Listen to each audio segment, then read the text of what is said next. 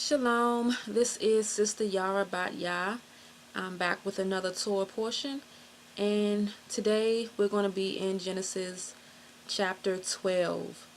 The title of this is The Vision of What YAH Will Do, and I'm going to focus in on chapter 12, and I'm going to start reading today at verse 1. It says, "And YAH said to Abram, Go yourself out of your land, from your relatives, and from your father's house, to a land which I show you. And I shall make you a great nation, and bless you, and make your name great, and you shall be a blessing. And I shall bless you, I shall bless those who bless you, and curse him who curses you. And in you all the clans of the earth shall be blessed."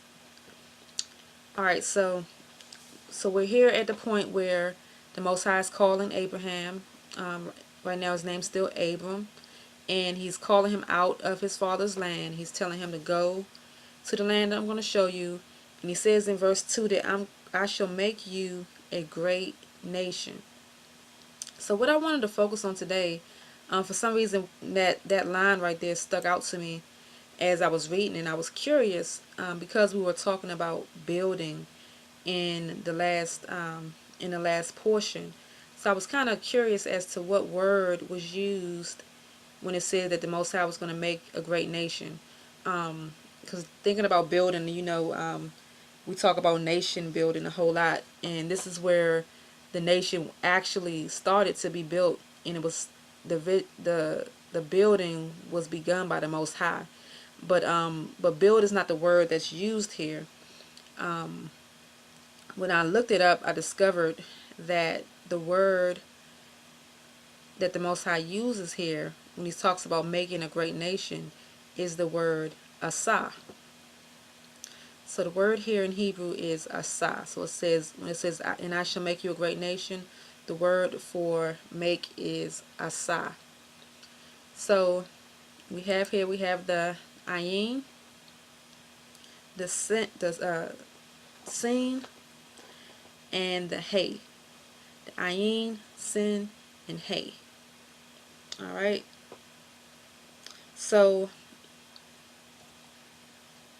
I'm going to start with the ayin, and that is the eye, and it means to watch, it means vision, it means protection. Then for the sin is two front teeth, it means sharp, press, eat, destroy. And for the hay, it means it's a man with his hands raised, and it means to reveal, look, behold. And when it's at the beginning of a word, it means the. So ayin, sin, hay. So I found this to be really interesting, as it talks about this word for me. Kind of painted a picture of the whole process. So I'm gonna go through this. So the ayin is the eye.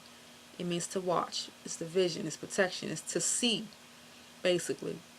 Okay, so it kind of lays out the process. So in the beginning of this process, the Most High is revealing to Abraham what it is that he's going to do.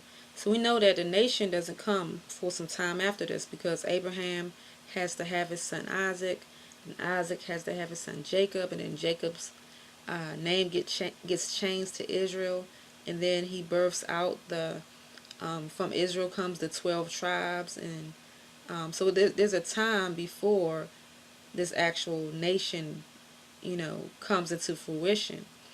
But the Most High is revealing this to Abraham. He's showing him the vision. He's giving him the vision of what he's going to do, what he sees. He's lifting Abraham up to see the sight of the Most High and see the plan of the Most High.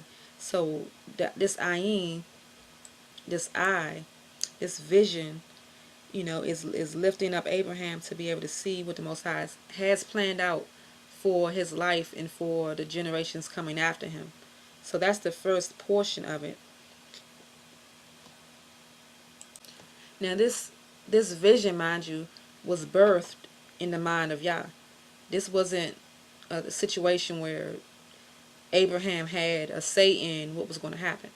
The Most High is showing Abraham what's going to happen and revealing some things that are coming down the line to Abraham. He's giving him a promise. He's showing him prophecy. He's giving him insight into what's coming down the line, and he's doing it for a purpose. So we'll get to that later. But now let's look at Genesis chapter. We're going to jump down to chapter 15. Because the Most High continues to unfold this vision. So in chapter 15, I'll start at verse 1. It says, "After these events, the word of YAH came to Abram in a vision, saying, 'Do not be afraid, Abram. I am your shield. Your reward is exceedingly great.' And Abram said, Master YAH, what would you give me, seeing I go childless, and the heir of my house is Eleazar of Damascus?" So Abram's concerned because the Most High is saying this to him, but he hasn't had a child yet. And he's concerned about, who's going to be his heir. So in verse 3 it says, "And Abram said, See, you have given me no seed, and see, one born in my house is my heir. And see, the word of YAH came to him, saying, This one is not your heir, but he who comes from your own body is your heir. And he brought him outside and said, Look now towards the heavens, and count the stars, if you are able to count them. And he said to him, So are your seed." So the Most High is continuing to give Abram this vision of what is going to come down the line. And it says in verse 6, "And he," meaning Abram, "believed in YAH, and he reckoned it to him for righteousness. And he said to him, I am YAH, who brought you out of Ur-Kasdim to give you this land to inherit it." So he's confirming again, what he's telling him, about the land and about his seed. He's continuing to just reveal this to Abram, and confirm this to him over and over. We see it again when we go down to chapter 17. In verse 1 it says, "And it came to be when Abram was 99 years old, that YAH appeared to Abram and said to him, I am El Shaddai, walk before me and be perfect. And I give my covenant between me and you, and shall greatly increase you." And mind you, this is some time later. Abram was 99 now. And it says, "And Abram fell on his face, and Elohim spoke with him, saying, As for me, look, my covenant is with you, and you shall become a father of many nations. And no longer is your name called Abram, but your name shall be Abraham, because I shall make you a father of many nations." So this is when he changed Abram's name to Abraham, to confirm in his name that he would have seed and would father many nations. It says, "And I shall make you exceedingly fruitful, and make nations of you, and sovereigns shall come from you." So the Most High is continuing to reveal these things. In verse 7 it says, "And I shall establish my covenant between me and you, and your seed after you, in their generations, for an everlasting covenant, to be Elohim to you and your seed after you. And I shall give to you and your seed after you the land of your sojournings, all the land of Canaan, as an everlasting possession, and I shall be your Elohim." And Elohim said to Abraham, "As for you, guard my covenant, you and your seed after you, throughout their generations. This is my covenant which you guard between me and you, and your seed after you. Every male child among you is to be circumcised." So now he goes on to talk about circumcision. "And you shall circumcise the flesh of your foreskin, and it shall become a sign of the covenant between me and you." So the Most High is basically, he's adding to the requirements of the covenant. He's reinforcing the requirements. He starts off by telling Abram to walk before him and be perfect. Walk before me and be perfect. He's telling him, this is what's going to happen. This is what I'm establishing this with you as a covenant. Now he's adding to it to say, this is what I need you to do. I need you to circumcise need the male child to circumcise their foreskin. And so he's continually reinforcing, showing the vision, adding to the vision, so that Abraham can see and be certain of what the Most High is showing him. So the ayin really shows this vision, and the vision protects you. It watches over, uh, it as you watch over the vision, it leads you and it guides you in the way that you should go. So that's why the Most High, it's important to have vision. We say in the scriptures, it says that where there's no vision, no vision of what the Most High is revealing, the people perish. When there's no vision of the requirements of the Most High, the people perish because they cast off the restraint. They don't know which way to go. So the Most High is giving vision to Abraham.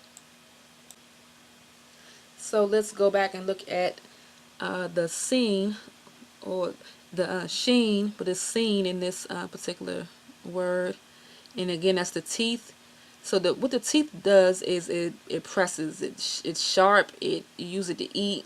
It destroys and breaks down the food, whatever it's, comes into its path. So it's pressing out. So, I found this to be really interesting because after the vision comes the pressing. After the vision comes this process, before you actually see this vision come to fruition. So let's look at chapter 15 and look at verse 13. And he says, and the Most High says to Abram, know for certain that your seed are to be sojourners in a land that is not theirs, and shall serve them, and they shall afflict them 400 years. So the Most High is revealing to Abram that, okay, this thing that's going to happen here, I'm telling you this vision, but now I'm also adding to the vision that it's going to be some affliction that your people are going to have to deal with before, they come out a great nation. You know what I mean? So there's going to be a process. This isn't just going to, go smoothly.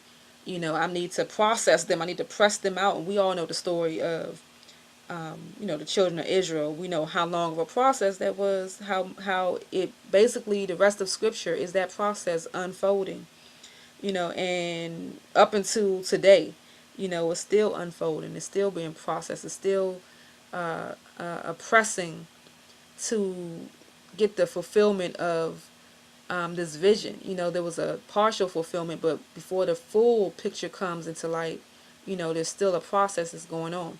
So, and the Most High is patient and long suffering in allowing the process to go on for His vision to be fulfilled in His way.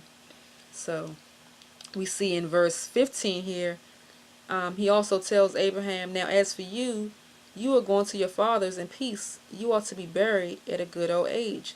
So the kicker to this is Abram is not going to really get to see the revelation of what he's being shown. You know what I mean? So really think about that. Because the Most High gives us a vision sometimes, and we think that, wow, it's going down. How they say in the church, your breakthrough is right around the corner. It's on the way. Like, we think that we have this vision and boom, it's getting ready to happen. And that's not really how it works.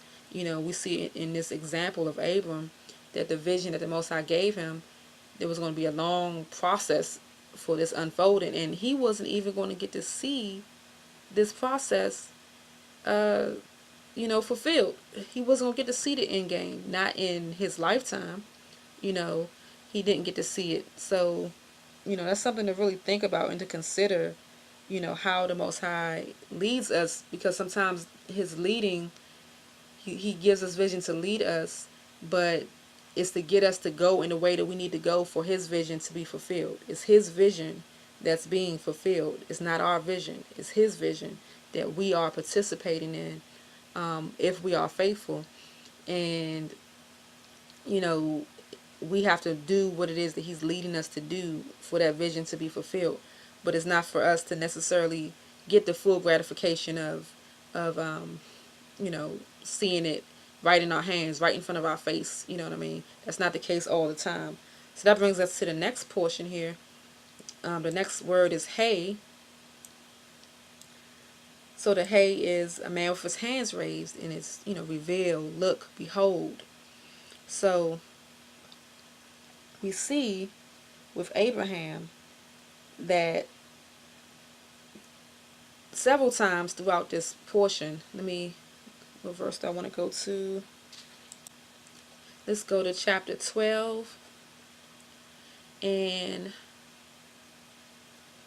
when the Most High, revealed to him that he was going to give him, that his seed was going to receive this land, down in verse 8 it says, and he built there a slaughter place, or altar is what it says in other versions, to Yah, and called on the name of Yah. Abraham built an altar to Yah and called on the name of Yah. We know that altars have to do with worship. Altars are a place where sacrifices are made and sent up, where offerings are made, and it represents worship to the Most High. So each time the Most High revealed to Abraham certain things, Abraham would stop and create an altar for worship to the Most High. He would do a remembrance. So again in chapter 13, down in 18, so in 14, the Most High saying, and lift up your eyes and look from the place where you are. For all the land which you see, I'm going to give to you and to your seed forever. I'm going to make your seed as the dust of the earth, so that if a man could count the dust of the earth, then your seed also will be counted. He says, arise, walk in the land through its length and its width, for I give it to you. So he's really putting this vision in Abraham's head, like really just showing him, revealing it to him, telling him to experience it, walk through it. This is yours, So in verse 18, it says, so Abram moved his tent and went and dwelt by the terebinth trees of Mamre, which are in Hebron, and built a slaughter place, built an altar there to Yah. So as the Most High is revealing these things, Abram is taking the time to worship the Most High. So sometimes we get to behold the vision after we've gone through an experience, but sometimes we have to stop and simply behold the vision that's in our spirit and worship the Most High, and surrender our worship the Most High in how we worship, and also in our obedience. You know what I mean? So we have to be obedient to the Most High, and also give the Most High adoration and praise as he's showing us, as he's taking us through the process. So Abraham took the time to stop and do that just at the revelation. He didn't wait until these things actually happened. If he would have did that, he would have died before it happened. You know what I mean? So he, at the sight of it, he believed the Most High. And we're going to talk about that in a second. He believed the Most High. And the evidence was that he worshiped the Most High at the simple revelation of these things. So that hey is kind of twofold here for me, where it talks about beholding it. That behold could be it actually manifesting there, or it could be beholding it in within our spirit, in the worship that we give at that revelation. So, and again, this word that we're looking at, asa, is the word for make. So this is the picture that I'm seeing in how the Most High is going to make this great nation is through vision, through pressing, and through beholding. That's how this process of making this nation is going to unfold. We know that Abraham went through his own process. Now, the nation of Israel had to go through this long process, but Abram went through his whole process on his own as well, because the Most High is continually testing Abraham and testing his obedience, and testing what he's going to do, and how he's going to respond to him, as before he even gets to having Isaac. Then once he has Isaac, then he continues to test him when he told him to sacrifice Isaac. So throughout this whole process, Abraham is going through his own pressing. He's being asa. He's being given a vision. He's being pressed out, and then is all being beheld. You know what I mean? So he's going through this whole process himself. So let's look at Genesis chapter 15.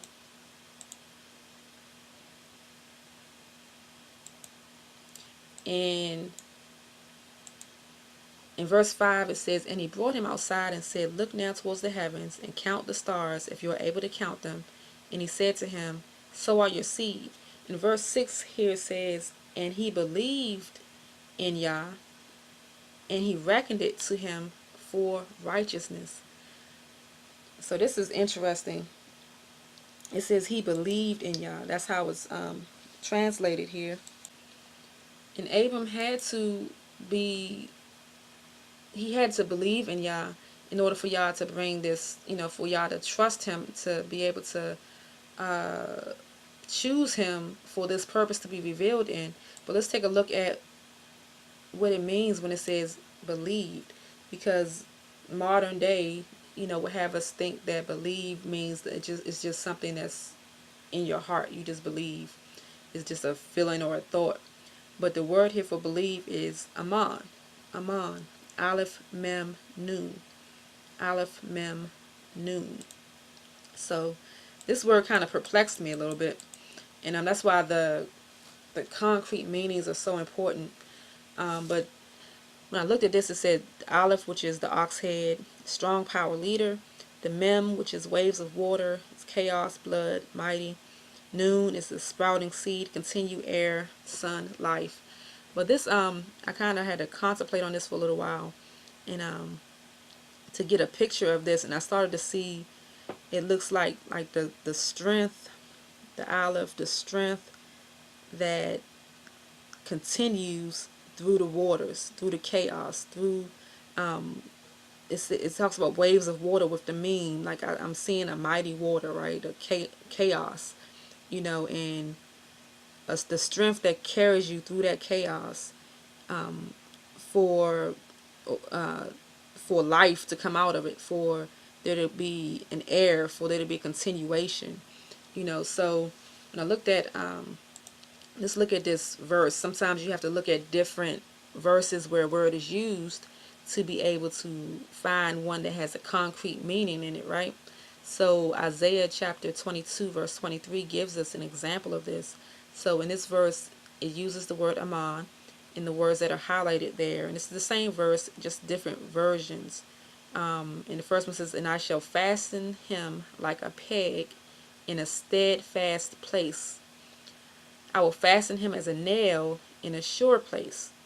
I will fasten him firmly in place like a peg, and I will fasten him as a peg in a sure place." So it's talking about, it gives the analogy of basically like taking a nail and nailing it into a place that can hold the nail. Taking a peg and putting it in a place that can hold it. You want to, if you're trying to nail down a tent or something, you want to make sure that you're putting a nail into something that's going to hold, that's not going to give way. So steadfast, sure, firm, those are good words to give an example for what this word that we're looking at, this word that they translate as believe, but this word that we're looking at right here for what Abraham did. So Abraham, it wasn't just that he believed, it was that he was steadfast, he was sure, he was firm, he was certain of what the Most High was revealing to him. So that became righteousness for him, and it became something that qualified him for the Most High to be able to fulfill this vision through him. So let me show you that it's more than just the fact that Abraham, just had a feeling of belief. Let's look at Genesis chapter 26, 1 through 5. And in this portion right here, is talking to Isaac, and who was the son of Abraham. And it says, "And there was a scarcity of food in the land, besides the first scarcity of food, which was in the days of Abraham. And Yitzhak, which is Isaac, went to Abimelech, sovereign of the Philistines, in Gerar. And Yah appeared to him and said, Do not go down to Mizraim, live in the land which I command you. sojourn in this land, and I shall be with you and bless you, for I give all these lands to you and your seed. And I shall establish the oath which I swore to Abraham your father, and I shall increase your seed like the stars of the heavens. And I shall give all these lands to your seed, and in your seed all the nations of the earth shall be blessed. That sounds familiar, right? And why? It says, because Abraham did what? Obeyed my voice and guarded my charge, my commands, my laws, and my Torah. Torah is the plural for Torah. Okay, so why is Isaac gonna be able to inherit all these things? Because Abraham obeyed the voice of Yah, guarded his charge, guarded his commands, his laws, and his Torah. That is why. That was why Abram was considered to be a sure place, a firm place, a steadfast place for this vision to go forth. So when it says that he believed Yah, it was that he trusted Yah, but he was trustworthy. He was trustworthy, in this process. So this is the reason why this is able to go forth. Trust is a mutual thing. You know what I mean? So when we trust the Most High, when we're certain in Him, then our actions respond by being trustworthy. It's a two-way process how that works. Abram had to be a safe place, a sure place to hold this vision. Because I tell you what, the rest of Israel was not a safe place. We messed the thing all up. It's only because of the promise that he made with Abraham, and the covenant that he made with Abraham, that we have hope today, to see this all come full circle, because Israel has been completely unfaithful and untrustworthy continually, with the exception of a few along the way. So what are some things for us to remember here? A couple of things to remember. Yah wants to show us His vision. Okay, He wants to show us His vision for us. But first we have to surrender. Alright, so we started off in verse 12, in chapter 12, and the Most High told Abraham, first of all, to go leave his father's house, and He would show him the land, He would show him what He wanted him to do, basically, after that. So the first thing that we have to do for the Most High to show us His vision for us, we have to be obedient. We have to surrender. We have to do the first thing that the Most High is telling us to do. We have to go forward on that. We have to make that first step. And without knowing everything that's coming after that, it wasn't until after Abram left that place and went to the next place that the Most High started showing him what He was going to do. And if you read the book of Jubilees, I'm not going to go into that on this video, but if you read the book of Jubilees, it gives you some background on Abram and his walk while he was still in that land, prior to this happening right here, prior to the Most High showing him this right here. And it gives you some incredible background on just how Abram was and the revelation that he had of obedience to the Most High, and how he wasn't down with the idolatry that was going on there. So we have to get to the place where the Most High can use us and reveal things to us and continue the relationship with us. If Abram would have stayed there, then the Most High we wouldn't be here. The Most High wouldn't have been able to give this vision and everything to Abraham. So Yah wants to show us His vision for us, but we first have to be obedient. We first have to surrender to Him. The second thing to remember from this portion here is to remember that the vision belongs to Yah. Sometimes we take ownership of the vision that Yah gives us. Like, we take it on as if it's ours. We try to run off and do it without Yah. We try to run off and do it our own way. And it doesn't work like that. Like, if the Most High is showing us something, it's something that He's already envisioned, already has completed. And He's just allowing us, because of the relationship that we've started to develop with Him, He'll allow us to begin to see some things and bring us into the picture, and bring us into that equation. But we can't go off and start trying to fulfill it our own way.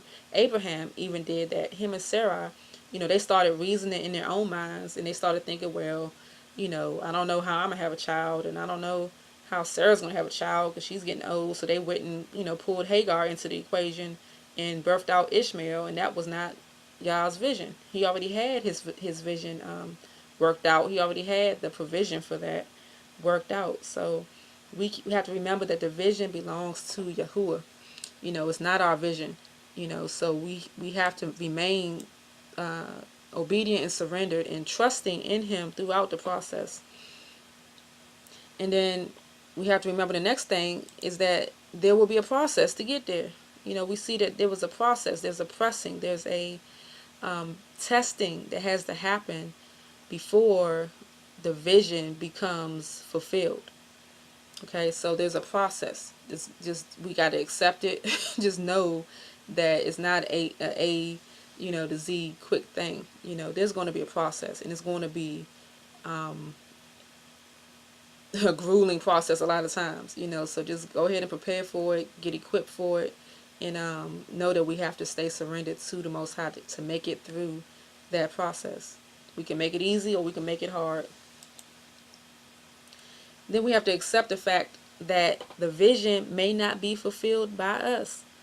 The vision that Abraham had was not, he didn't get to see the ending of it. But sometimes the vision is there to guide us on the way that we should go, in order to be in position for the Most High's vision to continue to go forward.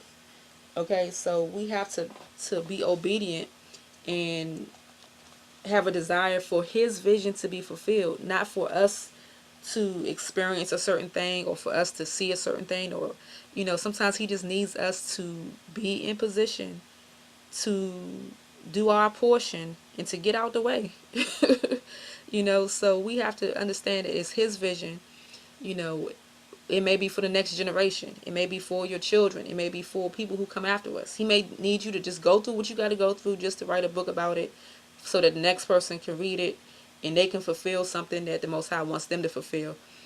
So we have to not have such a big ego or be so in the way, that we block, things from coming forward. It's not about us. It's about the vision of the Most High. And then the last thing to remember is to worship him along the way and remember him as we go.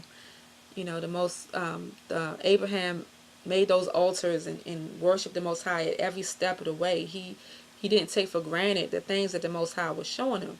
And sometimes we take for granted, we have visions and we have insight, and we get wisdom, and this small thing happens here and this small thing happens there. We take it for granted, and we don't take the time to praise and adore the Most High for even showing us those things, for even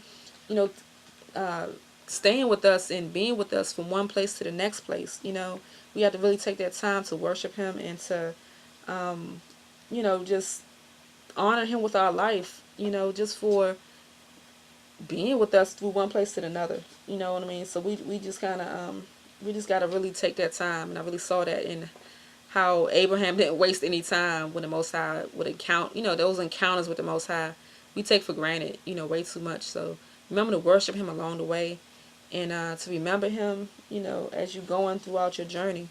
So that is it for this portion here.